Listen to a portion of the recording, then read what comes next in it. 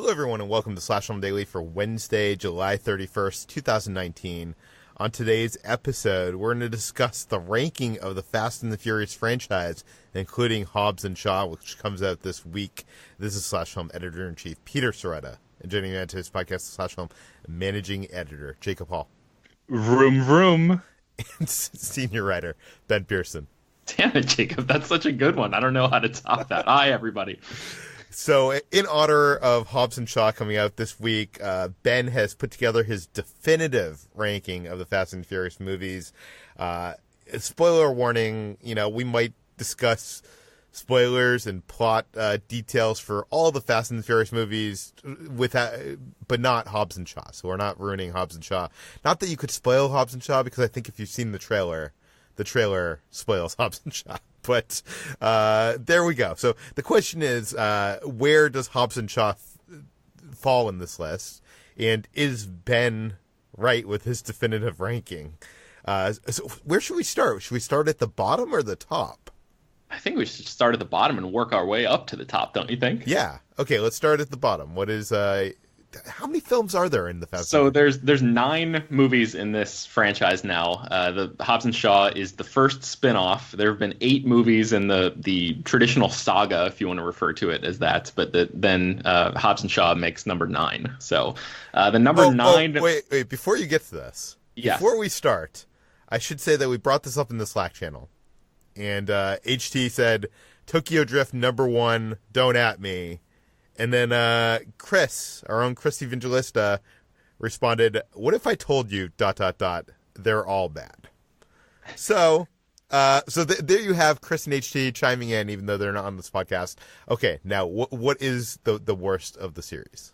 Okay, for me, number 9 on this list is Too Fast, Too Furious. This was the movie that was directed by John Singleton, and it was the follow-up to the first film. It came out in 2003. It is the movie that doesn't feature Vin Diesel, or I guess there are a couple in this saga, but earlier on, it was surprising that it didn't feature Vin Diesel. Paul Walker comes back. This is the one that introduces Tyrese Gibson as Roman Pearce, who's a major player throughout the whole rest of the thing. It's basically these two guys hanging out in Miami trying to bring down a drug lord. Eva Mendes shows up in this one, and Ludacris is here as well. And guys, I mean, for me, this is just the definitive version of style over substance. Like, I know that this whole franchise doesn't have that much substance to it, but this movie is, it's a neon-drenched, sort of dizzyingly stupid entry in a franchise that is full of really stupid things, but this one doesn't have any of the heart that the other movies have, and a lot of it is just really dull, which is, for me, unforgivable in a Fast and Furious movie. Benjamin J. Pearson, this is incorrect. Okay, why, Jacob? This is incorrect because you were actually describing it accurately. It's an incredibly dumb, neon-drenched bit of hyperventilating craziness. Paul Walker is bad. Tyrese Gibson is trying his best. They have a very strange anti-chemistry that I actually like. In the movie, for all its dumbness, and for all the fact that it's not as well considered or plotted, I can't believe I'm saying about Fast and Furious franchise, but it has style and nerve to spare. It is just this big, splashy little mess. And it has Paul Walker ramping a car onto a boat in the climax. I mean, the practical stunt there alone makes this better than at least one other that should be in this bottom spot. Ben, this is incorrect. I'm sorry, but you have to start over. I don't think so, Jacob. I agree to disagree on this one. Peter, have you seen this movie? I have seen this movie, and you are correct. This is definitely the worst of the franchise. Bullshit. I mean, I don't know. It doesn't have any of the family that we love. The action isn't great. Tyrese is here. Roman Pearce. I do not like Tyrese. Everyone's favorite punching bag.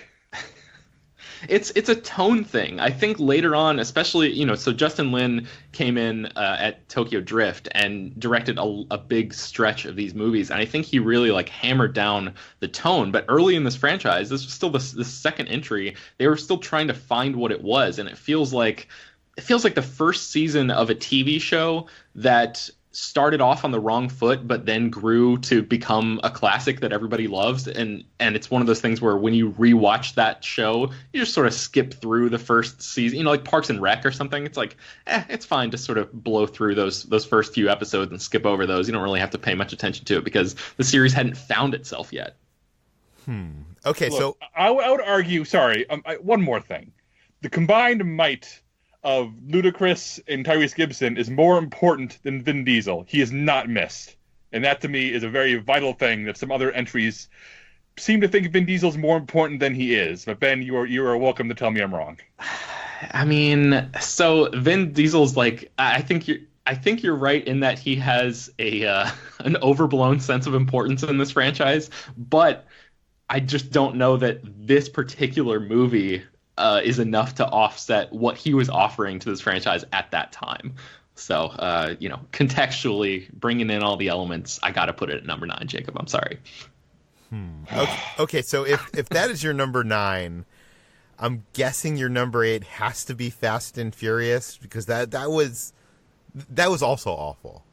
I wouldn't call it awful, but yes, that is correct. It is the number 8 movie on this list. This is the film that sort of started bringing the team back together again. So you got the first movie, you've got Too Fast, Too Furious, which splinters things off into a different direction, and then you've got chronologically, you've got Tokyo Drift, which really took a hard turn where it featured no characters that we knew before except for a tiny Vin Diesel cameo at the very end. But Fast and Furious, which came out in 2009, this is the first movie that really started it's where you can feel the series starting to become itself. It's like the beginning of the tunnel where the light is a distant it's a distant point at the end, but this movie is the franchise entering that tunnel, which is weird because I think this movie actually ends with a series of tunnel races underneath the ground. So very bad CGI tunnel races, yeah. Benjamin. Yeah. Really, really bad stuff there. Because that's what we look for in the series, is tunnel races.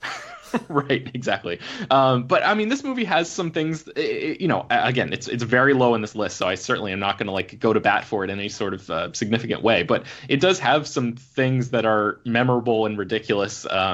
This is the movie where Dom finds out that Letty has been killed, and he visits the crash site where she's supposed to, supposedly died. Spoiler alert, Letty did not actually die. And Dom, he has this like Sherlock Holmes deduction skills that he puts on display for really the only time in the entire franchise. It's like he has superpowers for one scene. It's truly ridiculous. I actually wrote that up in a separate list, the 8 most ridiculous moments in Fast and Furious history, that we published back in 2017 when The Fate of the Furious came out. So maybe we can link to that in the show notes for people who are looking for like specific moments as well within the ranking of the overall franchise. Yeah. This movie desperately needs more Vin Diesel supercar detective, because so much of this movie is bad CGI car chases. I know there's a lot of CGI in these movies, but if you're going to have a CGI car chase where the emphasis is on, putting a car in a digital environment, at least ramp it off a skyscraper like other ones do. This one puts them in these dim, dark tunnels where there's no room for excitement, and the green screen work is atrocious, and nothing in this movie works. It is the only Fast and Furious movie I will not watch again. Yeah, I feel like this one's crime is it's boring. And, okay, so let's move on to number 7. What is your number 7? Number 7, this one, it's The Fate of the Furious. This is a movie that when I saw it when it came out, I thought it was relatively middling, and the more I think about it, the less I like this movie. This one is, it came out in 2017, it was directed by F. Gary Gray, and it's the first movie of the franchise to not, discounting Tokyo Drift, to not feature Paul Walker, and you really feel his loss. Like, obviously it was a tragedy when he died, and it was a big loss for everybody because he was such a great guy. If you hear anybody tell any Paul Walker stories, they always talk about what an amazing person, like human being, that he was. We can debate his acting prowess all day, but he really brought something special to this franchise that I think me, even as a big fan of this franchise, like underestimated at the time and took for granted. And I think this movie, The Fate of the Furious, really showed that he was the heart and soul of this whole thing, and the beating heart at the center of this franchise. So you've got this is also the movie where the behind the scenes face off between The Rock and Vin Diesel started to come to a head, and it became very, very obvious within the movie itself that these two guys did not work very well together. Yeah, they had to keep them separated, right? Yeah. I think they appear in like one or two shots together in the movie, but for the most might part, even be CG'd together. It's very possible. So yeah, it's sort of a rough loss for this movie. That it also features Charlize Theron as Cypher, a cyber terrorist, which I love Charlize Theron, but man, I mean, I feel like she was just wildly miscast in this role, and this role is pretty underwritten. There's not much to that character, and for a franchise that continues to balloon out of control, it really needed to have a solid villain to offset all of the craziness that's going on like the protagonist side of things. And I just don't think this one really met that bar. It does have a couple of decent moments, like Jason Statham fighting guys on a plane with a baby in tow is very entertaining. That is the best moment of that entire movie, in my opinion. Yeah, I think so too. But Jacob, are you going to try to tell me I'm wrong here? Oh no, this is not a very good movie. I think it's disappointing more than it disappoints me more than it makes me angry. And the problem here, and I think you touched on it really well, is that Paul Walker starts off being an incredibly bland actor early in these movies, but he really settles into himself as a performer, especially in the middle of all of it. Then once he leaves, you're realizing that having the slightly bland white bread character he played was really what you needed, because he's surrounded by so many big personalities and actors who are playing their specific types. So having a guy who's almost an audience surrogate, an everyman, to sort of absorb all of their charisma and reflect it back in a way, was incredibly useful. Something that Paul Walker aged into being really good at as an actor. And him not being here essentially means that Vin Diesel has the power to commandeer the entire movie when he's by far the least interesting character of the ensemble for me. He's so much more interesting when used sparingly than being put as a focus. And for me, there's way too much Dom on his own in this movie, and way too much of everybody else being shuffled aside for the Dom show. Yeah. Is this the movie which ends like with them racing on ice, and there's like tanks and like gigantic ships coming out of the ice and stuff? Yeah, there's a submarine that bursts underneath the ice. I think it's in Russia. It's a mess of an action sequence. Yeah, stunt-wise, it's pretty ludicrous as well. So, this one, like I said, I like it less the more time passes. Okay, your number 7 film. By the way, we've reached the bottom third, right? So Hobbs and Shaw did not make your bottom third. That's pretty good. Yeah, Hobbs and Shaw is number 6. So this is, pretty close to the middle of the pack. HT actually wrote a review this morning, and you can find that on the site. We'll link to it in the show notes. I've not had a chance to read her review yet, but for me, I found that most of this movie's best parts were showcased in the trailer. It tries to incorporate the family stuff in a different way, and to varying degrees of success. Like I said, without Paul Walker, the entire franchise seems to have lost a little bit of its heart, and this movie tries to replace it by taking things back to Samoa, which is where Dwayne Johnson, one of the movie's stars, sort of hails from, and it tries to literalize that concept of family again. Some of that works better than others. The dynamic between Dwayne Johnson and Jason Statham is entertaining, and it depends on how well you have loved what they've done in movies like The Fate of the Furious, where they sort of faced off in that big jailbreak sequence and trash talk against each other. It really depends on how well that stuff works for you, because this whole movie is just that for the entire thing. And to me, it feels a little bit like the example I always use is Aldous Snow, the character from Forgetting Sarah Marshall, getting his own movie with Get Him to the Greek, where he worked really well in that side capacity, but then when the entire movie hinged on him, it worked a little bit less. And the same thing happens here. I think it's like sort of like a spin-off. I don't know what the term would be, but somebody out there who's smarter than me has probably come up with something. But it's like spin-off syndrome or something, Yeah. It's like Yeah, anyway, there are some things to like about this movie, and I was just hoping that there were some hidden moments, some incredible action scenes and stuff that were not really in the trailers, but that is not the case. And you just see longer bits of stuff that you've already seen in the trailer, and I was a little bit disappointed by that. Yeah, Jacob hasn't seen this one yet. I saw this last night at a press screening, and I do agree with you that the back and forth between Hobbs and Shaw isn't amazing, and I think that's probably Jason Statham doesn't have the charisma that Dwayne Johnson does. It just doesn't, like, it's not an equal thing there. But I do like the thing about these movies to me has never been the family. I've never been one of those people that rides on, like, I like these films because of the family aspect. I like these films because of the ridiculousness. And it wasn't until Fast Five that I was kind of completely won over by this franchise. Mm-hmm. And it's because it got more ridiculous. And I want to see it get more and more ridiculous. And the thing I like about this movie is it kind of does that. This is more of a comedy than the other films. This is, Idris Elba's character shows up and someone says, "Who are you?" And he says, "I'm the bad guy." And I was like, that is just great. Like, it's so self-aware. I think, like David Chen said on Twitter, that it's like action movie, the action movie or something. And it really is just trying to be, it almost is a parody of itself. And that's the parts that I like the most of this film. But yeah, I do agree that they probably showed way too much of it in the trailer.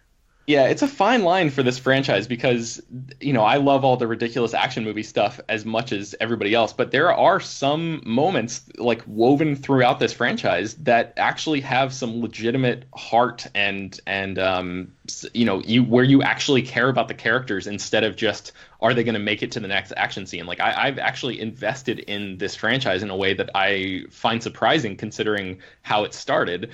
Or at least the first few movies of how it started. But this movie just didn't have that sort of like extra level for me to invest in. So it seemed like a little bit of a sidestep or a step back for me. But I'm sure, on the action front and on the comedy front, I'm sure it's going to appeal to a lot of people. See, I actually think it does have that heart, but I think it comes in a little too late, is what I would say. Okay, your number 5 film.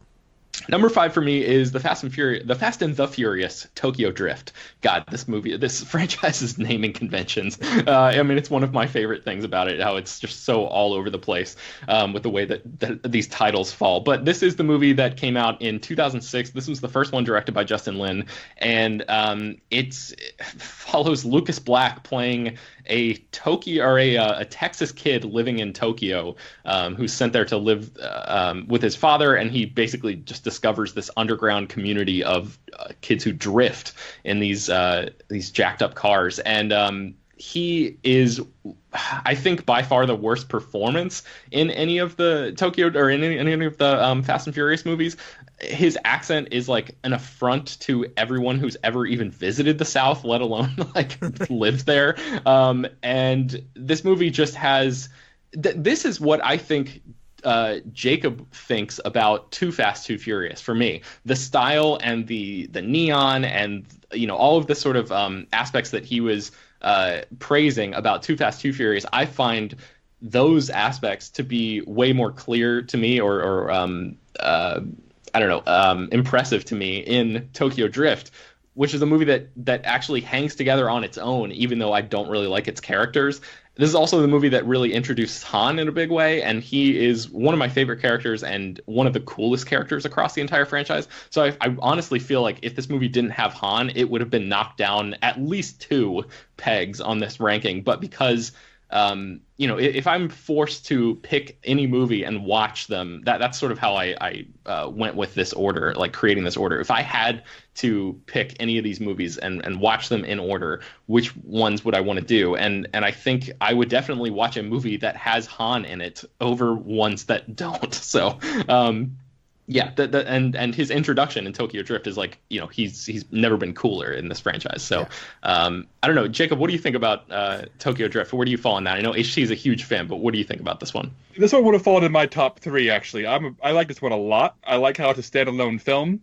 I think Han's great. I think Lucas Black is terrible, but in a way I can't like he's compellingly terrible. I can't take my eyes off him. And I love the vibrancy of Tokyo. I think Lin has a real eye for the city and a real eye for how it looks. And yeah, it's splashy to some way too fast, but it's a much better directed film. It gives a sense of location to Tokyo, and in a way that I feel like the globe-trotting films often, feel like highlight reels or tourist videos, whereas I feel that Tokyo here is a real place. But most importantly, I think this movie has the best practical driving of the entire series. I don't mind the cartoon CGI ludicrousness of the later films, but seeing these cars drift on these really insane, intense Japanese roads is as exciting as anything. And I think that alone really keeps it up the top for me. It's interesting how this franchise has kind of evolved from, like the first one is all about the NOS and that like small time heist kind of stuff to this with like the drifting, the huge epic over the top heist kind of stuff to them versus like basically them as superheroes against protecting against baddies. I asked HT to come on this podcast to argue with you, Ben. She said she just couldn't because if this movie was not at number one, she just couldn't sit here. She'd be fuming the whole time. So there's that. I like this movie. I think this would be number 4 on my list. But I don't get the love for it that many people do. I mean, it's good, but there are better Fast and Furious movies. Speaking of which, Peter, my number 4, Fast and Furious 6. This one has, I think, the most flat out ridiculous moment in the entire franchise. Still, even factoring in Hobbs and Shaw, there's a moment where Vin Diesel's Dom gets on the hood of his car during a highway chase, and Letty, his girlfriend, who he thought was dead, she's played by Michelle Rodriguez, she is on another car. There's a huge crash. He leaps through the air, catches her, and they both land on the hood of a separate car. It is one of the, like the most jaw-dropping, like, oh my God, I cannot believe that. I think it's like this movie's version of stretching the rubber band as far as it can possibly go before snapping it, and then slowly releasing it and trying to get back to some semblance of normality. This is as far as it's ever gone in terms of like physics and all that stuff. Even like the cars going through buildings and stuff like that. I feel like this moment of Dom leaping off of the car and catching Letty midair is something that has stuck with me. And I think, speaking of the Letty of it all, I think that's why this movie is so high in this list. It falls at number 4 for me because it brings a little bit of that heart back. Like Paul Walker for me is like his Brian O'Connor is, as I've said, the beating heart of the franchise. But you've also got the relationships that surround him. His relationship to Dom is really important, but I feel like Dom's relationship to Letty, at least in this stretch of these movies, is very important as well. And I think the Fate of the Furious sort of loses sight of that a little bit. And this movie is really about those two characters coming back together. And I think as an audience, we've seen them enough that we could invest in it at this point in time. So there's a lot of fun, goofy, stupid stuff in this movie, but I think it's also like a well-made movie, whereas some of the other ones that are lower on this list are not quite as well made, just from a crafts perspective. Jacob, what do you have to say about this one? This one, when I made my personal ranking, this is also number 4. So even though we disagree with the actual ranking, I think the placement is the same. And I think the one thing I want to add is that in addition to Dom breaking the laws of physics to save Letty, that same sequence also features Roman Pearce leaping out of a car to dodge a tank. That's all I need to say. It's like one of my favorite visuals of the franchise. Just him, like Superman, spread eagle. He looks like a flying squirrel flying above the highway. It's incredible. Wait, was this the last film of Paul Walker? No, he died halfway through production of Furious 7, so some of that movie has him in it, and then some of that movie has like the composite of CG and his brother's performances and stuff like that. So I feel like I don't remember Fast and Furious 6. Maybe I have to go revisit it because you guys have been selling me on this. You may remember, Peter, it ends with a huge airplane chase sequence where the world's longest runway. Yeah, the runway is like, however many miles. Like there have been articles about that. So that's the big like action set piece at the end of this movie. I just remember falling in love with this franchise that, with the fifth film and seeing this film and being slightly disappointed. But you guys, your enthusiasm for those over-the-top moments in this film makes me want to go revisit this. So Yeah, might be worth it. yeah. Okay, so what is your number 3, Ben? My number 3 is The Fast and the Furious, the movie that started it all, the 2001 film directed by Rob Cohen. And I mean, much has been said about how this movie is essentially just a copy of Point Break. And the thing is, I love Point Break. So for that entire structure to just be ported over and dropped onto the world of street racing instead of the world of surfing made a lot of sense in 2001. And it is a very, very 2001 movie with the score and the soundtrack and everything, and obviously the acting choices as well. But I think it's one of those things where, like, God, I feel like I'm going to get ripped apart for even doing this. But to compare Rob Cohen to J.J. Abrams for just a second, like finding casting is so important. And who would have ever thought that in 2001, the casting for this movie would have been something that we would be talking about still, and these actors would be playing characters that we care about, almost 20 years later. Like, this is a huge, this is one of Hollywood's biggest franchises, and it came from such humble beginnings.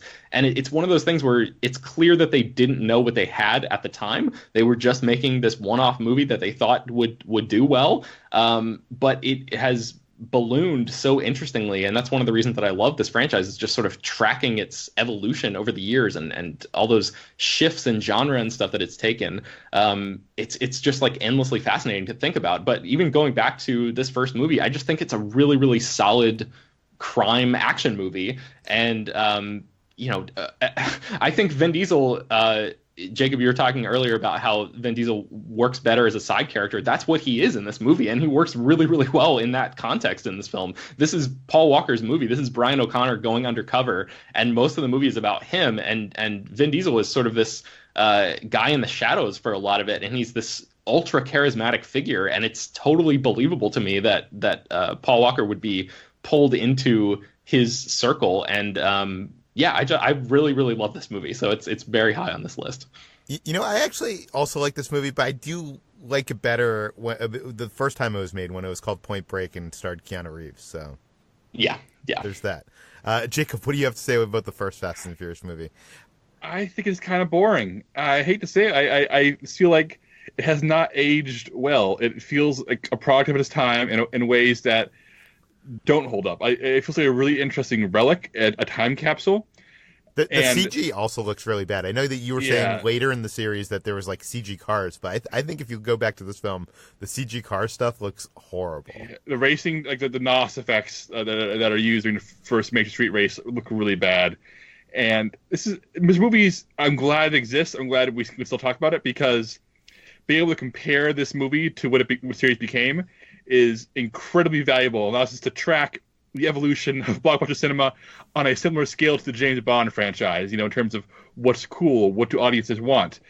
Only 2 action series have had the longevity and the popularity to, give us that cultural insight. So The Fast and the Furious, for that reason, is probably one of the most important blockbusters of the past 50 years. But I do not like watching it. Yeah. Okay. Let's move on to your number 2 film. I'm pretty sure I know what your number 1 film is, but what is number 2? And number 2 is Furious 7. So this one, like we talked about, was the last movie to really feature Paul Walker in a significant way. The emotional climax that this movie came to I mean, I was crying in the theater. I'm not afraid to admit that. It really got to me. I think as somebody who... Don't you think that's all predicated on, like, the actor having died in a car crash? Do you know what I mean? Like, isn't it kind of using our it's kind of manipulative in a sense? Yeah. Oh, totally. But I think it's a lot of this franchise is talking about family, and you get the sense, or I do from reading a ton about it and watching all this behind the scenes stuff, that these people actually cared about each other as a family, and especially the real life relationship between Vin Diesel and Paul Walker. Those guys had something special that you don't just get from typical co-stars in a blockbuster action franchise. And I think this movie has such a an emotional, or this franchise rather, has such an emotional connection with its fans because it has layered in those heartwarming family moments throughout. And Peter, I know they don't work as well for you, but I think for a lot of people that is part of why they go to these movies, is to not just see stuff explode and cars do cool things, but to connect with these characters that we've been living with for so long.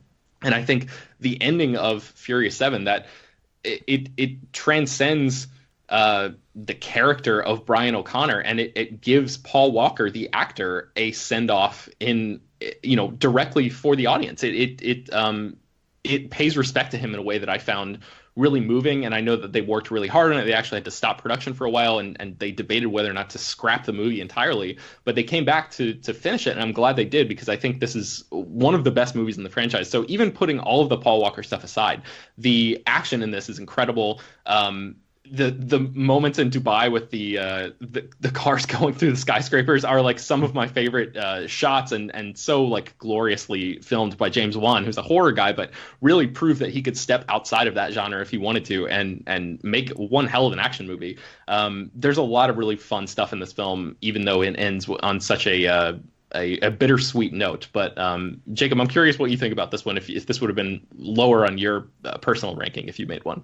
This was also my number 2, so I agree with you very much. This movie is a really great combination of everything that began really in number 5 and sort of marinated until James Wan stepped in and just managed to deliver, in many ways, the ultimate Fast and Furious movie. It's all about family, it's all about those big, crazy stunts. It's all about presenting these Looney Tunes scenarios with a straight face. And I was at the world premiere of this at South by Southwest, and there was not a dry eye in the house during the final Paul Walker tribute. Like, I'm not even... Like, I was never a huge Paul Walker fan. I like him just fine, but, like, tears streaming down my face in that theater when I first saw it, and I could hear the entire audience around me sobbing, and I just can't believe that this series pulled that off in such a elegant, respectful way. And it's in the same movie too, where Dwayne Johnson says Daddy's got to go to work and flexes so hard that his cast bursts. So like yes. the tonal shift there is kind of amazing. And then Dwayne Johnson hijacks an ambulance, drives it off a bridge to kill a drone, and then grabs a machine gun from the drone and starts using that. Why is this not a number 1? Maybe this is our number 1? It would be if it wasn't for our actual number 1, which I guess we can transition into right now, which of course is Fast 5. And it's for the reasons that we've sort of alluded to throughout this podcast. This was the movie that really took this franchise to the next level. I think, this was a big entry point or re-entry point for a lot of people. The movies after the first one were, like I said, a little scattered. And even Fast and Furious, the one that immediately preceded this, didn't quite have all of the elements there, but introducing Dwayne Johnson into this franchise was the shot in the arm that the Fast movies really needed. And I think the sort of I guess you would call it like real world antagonism between him and Vin Diesel. I don't know if it was there yet at this point, but it certainly was in their characters. And I don't know whether it's like a chicken and the egg scenario, if they, these guys are like basically standing nose to nose, dripping in sweat and baby oil, if like the testosterone ended up, causing a real life rift or what. But regardless of any of the behind the scenes stuff, it works super well in this movie. And the action is just, we're just talking about how incredible it was in Furious 7, but I think beat for beat, action beat for action beat, Fast 5 is still the best that this franchise has ever been. Like, you've got these guys leaping off of a car into the water after like going, 900 feet off of a cliff and surviving. You've got a drug, like, what was it called? A prison bus that like does this insane 15 like barrel roll turn in the very beginning of the movie, and it really just it just keeps going from there. It ends with this incredible chase through the streets of Rio de Janeiro, where you've got a freaking safe strapped to the back of these cars, and it's just destroying businesses and cars and police cars and corrupt cops and everything. And they did that largely practically. Like, you're talking about the CG cars and stuff, you really feel that in Fast and Furious. But in Fast 5, you feel that Justin Lin sort of course corrected and realized, like, you know, this is a big part of the reason that people come to this stuff is to actually see real things happening as well. And as much as they could, they wanted to do that. And this movie also features the mid-credit sequence where Ava Mendes' character comes back and reveals that Letty is still alive. And like, that was a true holy shit moment for me in the theaters in a way that I never thought this franchise could deliver. Yeah, that was this franchise finally stepping up and doing Marvel. Do you know what I mean? Like this film in ways, you know, I love that whole heist where they're dragging the safe down the street into buildings. Like it's pretty insane. This is my favorite film of the franchise. I think it's you know, a combination of Dwayne Johnson, the rivalry there between them and the family. I love the locations of this film. I know some other ones in this franchise have some like equal locations like Dubai, but I love, you know, the Favalvas, like them like doing a scene there where it's like all like really close countered like buildings and stuff like that. Jacob, what do you think about Fast 5?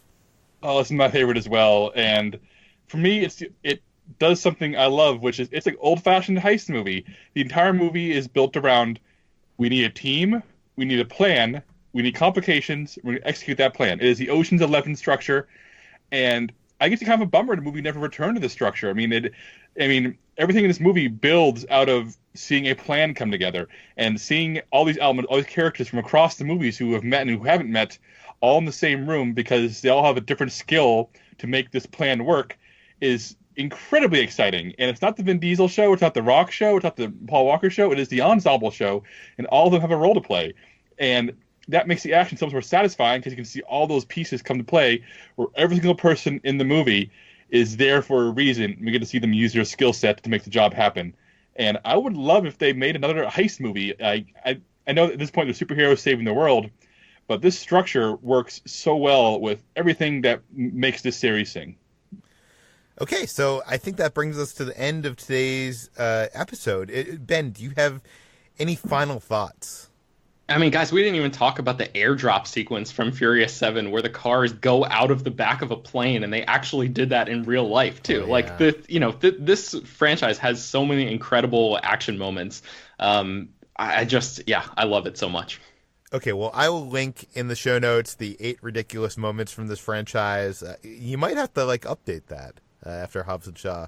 And HT's review, so you can check out what HT thought. Did she like Hobbs and Shaw? You'll have to click the link and find out.